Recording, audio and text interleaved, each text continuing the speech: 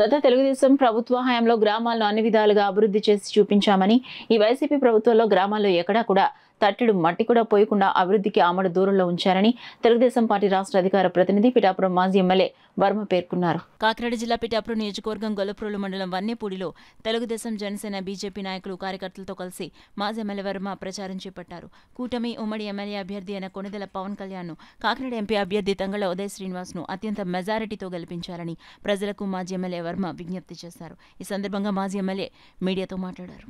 3 కోట్ల రూపాయలతో ప్రతి ఇంటికి రోడ్డు వేయడం జరిగింది. మొత్తం గ్రామం అంతా రోడ్లు వేసాం.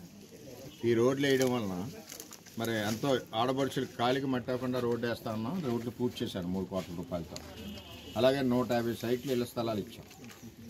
ఇంటికి లోన్తో సహా శాంక్షన్ ఇచ్చాం గ్రామంలో.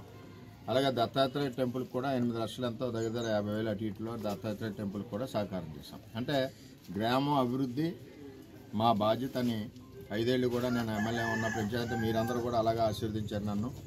మరి కసిగా పనిచేసాం. రేపు రాబోయే రోజుల్లో ఈ గ్రామం అంతా కూడా డ్రైనేజీలు వేస్తాం. అదేవిధంగా ఊళ్ళో కళ్యాణ మండపం ఒకటి ఫంక్షన్ హాల్ లేదు, ఆ ఫంక్షన్ హాల్ కూడా నిర్మాణం ఇక్కడ చేస్తామని చెప్పి తెలియజేస్తున్నాం. అలాగే స్కూల్ అభివృద్ధి కూడా మా హామీలోనే చేసాం. ఇక్కడ ఒకటి ప్రజలను అడుగుతున్నాం. వంగా గీత గారు 5 సంవత్సరాలు కనపడలేదు. కరోనా వచ్చింది 3.5 సంవత్సరాలు. ప్రజలు ఎలాగపోయారో పట్టించుకోలేదు. ఈవేళ 30 రోజుల ముందు ఆవిడ ఎలక్షన్కి వచ్చి ఓటు అడుగుతాం, రకరకాల జిమ్మిక్కులు చేస్తాం. అటువంటి వ్యక్తుల్ని మనం పారదోలాలి. 5 ఏళ్ళకి వచ్చి మనుషులు మనకు అవసరం లేదు.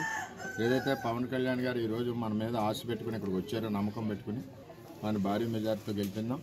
చంద్రబాబు నాయుడు గారు, పవన్ కళ్యాణ్ గారు, నేను అభివృద్ధికి కట్టుబడి ఉంటాం. వన్నిపూడి అభివృద్ధి, గ్రామ అభివృద్ధి చేస్తామని చెప్పి తెలియజేస్తాం.